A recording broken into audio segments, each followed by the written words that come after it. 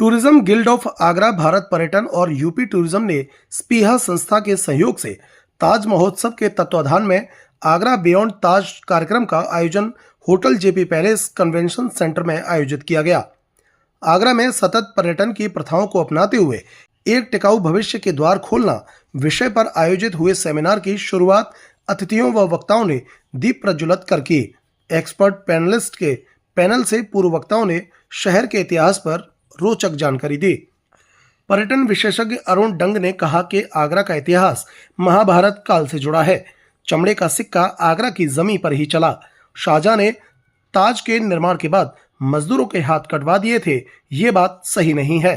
भारतीय पर्यटन नॉर्थ के क्षेत्रीय निर्देशक आर.के. सुमन ने कहा कि कुरुक्षेत्र में महाभारत हुई, जबकि वहां की और भी कई कहानियां हैं, पर हम महाभारत के बारे में जानते हैं।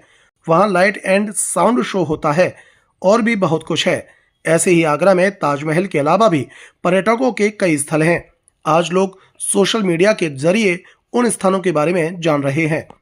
स्थिरता एक्सपर्ट आशु गुप्ता ने कहा कि आगरा बियॉन्ड ताज कार्यक्रम आगरा को नई दृष्टिकोण के साथ देखने के लिए प्रेरित करता है।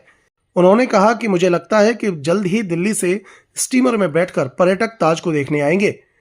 आगरा में ताज के साए में डेस्टिनेशन वेडिंग के लिए जयपुर व उदयपुर से अच्छे होटल और खूबसूरत स्थान हैं। शहरवासी और होटल पर्यटकों को बताएं कि बाकी शहरों से सस्ते भी हैं। आगरा की हस्तकला भी विश्व पटल पर पर्यटकों को प्रभावित करती है।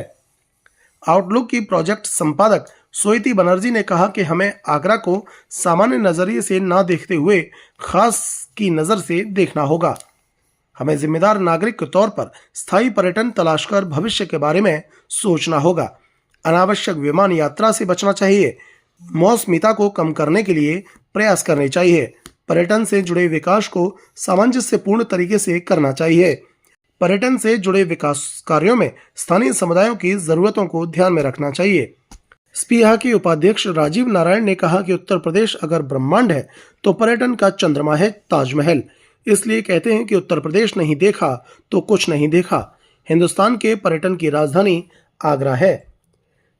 चंबल सफारी के चेयरमैन राम प्रताप सिंह ने कहा कि लगभग हर 5 में से 4 भारतीय यात्री ऐसे तरीकों से यात्रा करना चाहते हैं जिससे स्थानीय समुदाय को आर्थिक और सामाजिक दोनों रूप से सकारात्मक लाभ हो। भारत में जिम्मेदार यात्रा की लोकप्रियता को कई प्रमुख रुझान बढ़ावा दे रहे हैं, जो देश में पर्यटन के भविष्य को आकार देने के लिए महत्वपूर्ण हैं। 6 पैनलिस्ट के पैनल में चंबल सफारी के chairman Ram Pratap Singh, JP hotel के vice president Hari Sukumar, tourism guild of Agra के अध्यक्ष राजीव सक्सेना, स्थिरता एक्सपर्ट आशु गुप्ता, आउटलुक की प्रोजेक्ट संपादक स्वेति बनर्जी और स्पीहा के उपाध्यक्ष राजीव नारायण ने अपने विचार रखे। टूरिज्म गिल्ड ऑफ आगरा के अध्यक्ष राजीव सक्सेना ने धन्यवाद ज्ञापन दिया। संचालन सुधीर नारायण ने किया।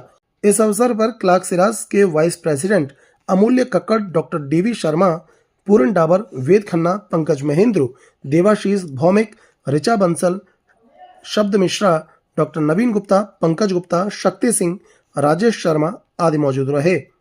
Bureau report, times Bharat.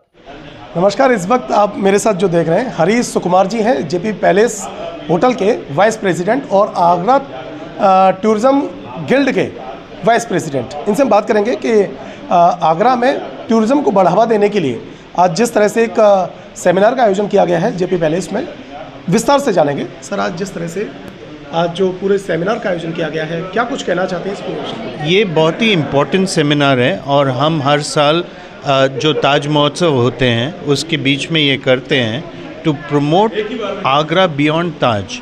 Agra beyond Taj का मतलब ये है कि ताज के अलावा आगरा में क्या क्या चीज़ें हैं। जैसे हम रिलीजियस टूरिज़्म की बात बहुत चर्चा कर रहे हैं आजकल, वो हम आगरा से कनेक्टिविटी टू मथुरा, वृंदावन, इन सब की चीज़ें नहीं बता रहे हैं लोगों को। इस सब चीज़ों को मार्केट नहीं कर पा रहे हैं। हमारा यही उम्मीद है कि हम इन सब चीज़ों को फोरफ्रंट में लाएं और इसको अच्छी तरह से हमारे जो मीडिया और पर्यटक और जो यात्रीगण हैं उनको समझाएं कि एक्सेसिबिलिटी टू मथुरा, वृंदावन और Bateshwar is become easier to make by making Agra as a central destination. बिल्कुल सर, जिस तरह से रिलीजियस जो हमारे टूरिस्ट प्लेस हैं, खासतौर पर जैसे बटेश्वर की हम बात करें, तो बटेश्वर अभी विकास की राह में अभी बाट जो हो रहा है वो अपने विकास के लिए, जिस तरह से वहाँ पर बढ़ावा मिलना चाहिए था टूरिज़्म को, उस हिसाब का अभी मिल नहीं पाया। तो क्या कहना चाहते हैं, और ख़ासतौर पर बटेश्वर के विकास के लिए आपके पास क्या प्लान है? देखिए, बटेश्वर एक बहुत ही प्राचीन मंदिर की स्थापना है और हमें थोड़ा वहाँ का इंफ्रास्ट्रक्चर ठीक कराना है एक, और दूसरी जो रोड कनेक्टिविटी है बटेश्वर के मंदिर पहुँचने के लिए, उन सबको ठीक कराना है। तो ये हम प्राइवेट प्लेयर्स के ऊपर ज़्यादा डिपेंड नहीं कर सकते इन सब चीज़ों के, क्योंकि इसमें एफर्ट चाहिए, इन्वेस्टमेंट चाहिए, और यही हम मिनिस्ट्री ऑफ टूरिज़्म और यूपी टूरिज़्म और यूपी गवर्नमेंट से दरख्वास्त कर रहे हैं बहुत बार कि हमें इस एरिया को थोड़ा डेवलप करके दीजिए, उसके बाद हम मेंटेन खुद करेंगे एज ए प्राइवेट प्लेयर। जी, थैंक यू सो मच। साथ इस वक्त मौजूद है राजीव सक्सेना, जो आगरा गिल्ड ऑफ टूरिज़्म के प्रेसिडेंट हैं। उनसे हम बात करेंगे। सर, आज जिस तरह से जेपी पैलेस में एक सेमिनार का आयोजन किया गया टूरिज़्म को बढ़ावा देने के लिए, क्या कुछ कहना चाहते हैं इस पूरे विषय को लेकर? देखिए, टूरिज़्म गिल्ड की ओर से आगरा बियॉन्ड ताज का संचालन पिछले 15 सालों से किया जा रहा है, और टूरिज़्म गिल्ड 50 साल पुरानी संस्था है, जिसमें आगरा के सारे होटेलियर, सारे ट्रैवल कंपनीज़ और सारे बड़े बिजनेस ओनर्स और स्टेक होल्डर्स सदस्य हैं। और ये संस्था जब रात्रि प्रवास कम हो रहा था, 15 साल पहले आगरा बियॉन्ड ताज का हमने संचालन शुरू किया, जिसके द्वारा हम आगरा के लेसर लोल मॉन्यूमेंट्स और आगरा की लॉस्ट हेरिटेज को मेन स्ट्रीम में लाना चाहते थे, और जिसके हमें बहुत सफलता मिली है।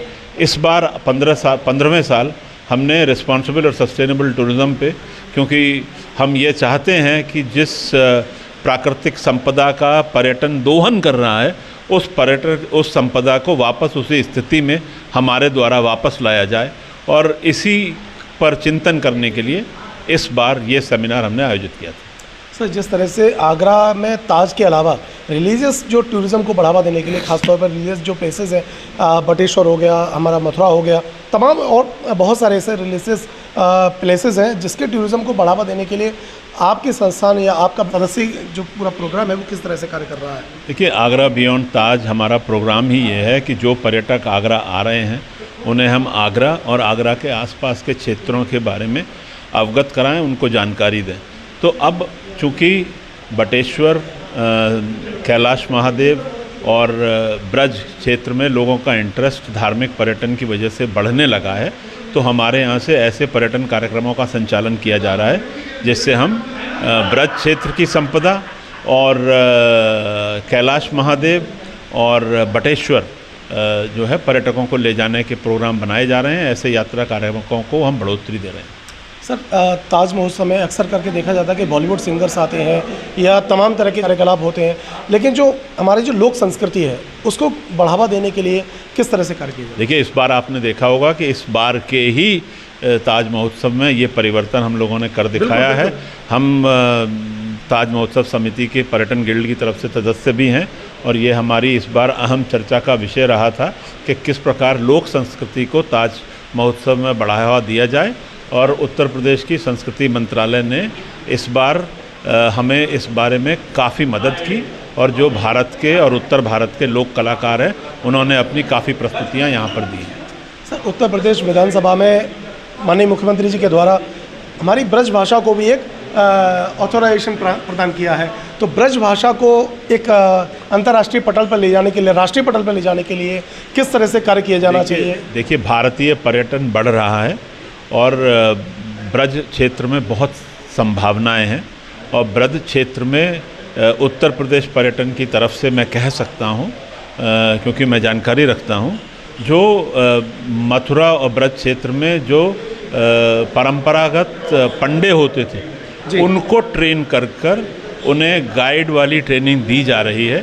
तो जो लोग लोकल भाषा में वहाँ की जानकारी एकत्र करना चाहेंगे वो वहाँ पर उसी प्रकार मिलेगी, और जो विदेशी जो और दूसरे प्रदेशों से लोग आ रहे हैं अपनी भाषा में जानना चाहेंगे उनको भी वो आनंद उठाने का मौका मिलेगा। तो इसका ऑलरेडी इस पर चर्चा हो चुकी है। सर मेरा एक आखिरी सवाल है कि रिलीजियस प्लेसेस पे ख़ासतौर पर जो बड़े बड़े मंदिर हैं वहाँ पर VIPs का जो सिस्टम रहता है दर्शन कराने के लिए, तो आम पब्लिक से ज़्यादा VIPs को ज़्यादा तवज्जो दी जाती है। तो आप चाहते हैं या आप क्या सोचते हैं इस पूरा VIP कल्चर के लिए कि VIP कल्चर ना हावी हो पाए? देखिए, मुख्यमंत्री जी ने इस विषय पर अपना संज्ञान ले लिया है कुंभ की दुर्घटना को ध्यान में देखते हुए, और तो जिन लोगों को सुरक्षा की आवश्यकता है उनकी सुरक्षा से तो मतलब निजात नहीं पाई जा सकती, उनको तो वो सुरक्षा देनी ही होगी।